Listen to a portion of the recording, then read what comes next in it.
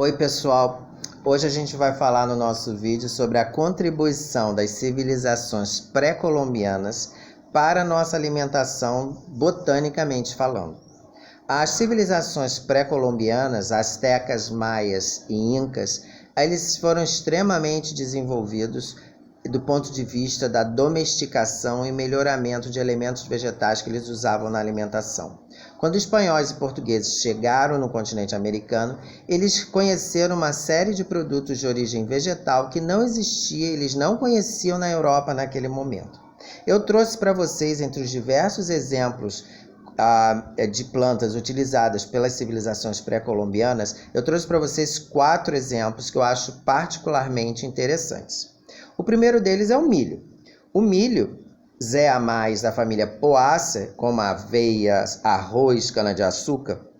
O milho, a gente hoje conhece inúmeras variedades de milho, que na verdade são todas a mesma espécie, Zeamais. E isso foi manipulado, domesticado e manipulado lá atrás, antes dos portugueses e espanhóis estarem aqui. Quando eles chegaram, os astecas e maias já tinham inúmeros tipos de milho que era utilizado na alimentação, inclusive com registros arqueológicos. O milho que a gente come são os frutos. Cada grão de milho que a gente consegue tirar da espiga é um fruto em que a gente não consegue separar fruto da semente, por isso ele recebe um nome específico chamado cariopsis. Esses frutinhos, ou seja, a gente tem uma infrutescência com diversos frutos, é o que a gente utiliza na nossa alimentação. Outro exemplo que eu quis trazer para vocês é o Theobroma cacao, o chocolate, ou seja, o cacau, da família Malvaceae.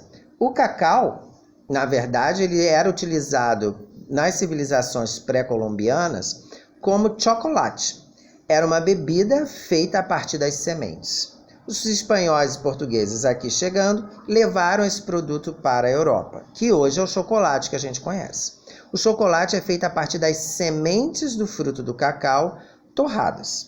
Porém, a gente também pode usar a polpa que reveste a semente do cacau. É uma polpa branca, é uma polpa que a gente chama de arilo, que é comum, por exemplo, na pitomba, que é da família Sapindácea. O cacau é da família Malvaceae. Essa polpa a gente pode usar para sucos, sobremesas, usa fresca ou congelada. Outro exemplo que eu quis trazer para vocês de elemento vegetal domesticado e manipulado pelas civilizações pré-colombianas é a batata.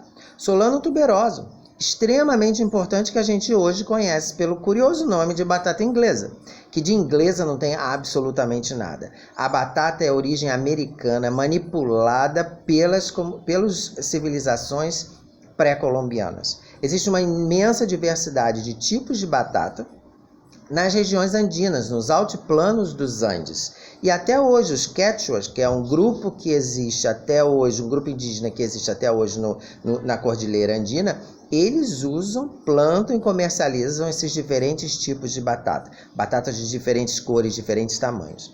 A batata que a gente come é um caule subterrâneo. O caule subterrâneo a gente reconhece como um caule subterrâneo porque ele tem diversas gemas. O que são as gemas? São aqueles olhinhos que começam a brotar da batata quando a gente fica com a batata um tempo em casa, e dali podem sair folhas, ou seja, é uma gema, é um local onde se desenvolve a planta. Inclusive, se você plantar um pedacinho daquele ali, vai dar origem a um outro indivíduo, que é um clone, obviamente. Depois a gente pode falar disso no outro vídeo. Então, a batata a gente come os tubérculos, que é um caule subterrâneo. E um outro exemplo que eu gostaria de trazer é o amendoim, Arachis hipogyna, que é da família Fabáceo-leguminosa, como os feijões, como as lentilhas e soja. O que a gente usa do amendoim é a semente que está dentro de um fruto. O amendoim é particularmente interessante porque o fruto ele se enterra para desenvolver. É muito curioso e talvez o tema para um próximo vídeo.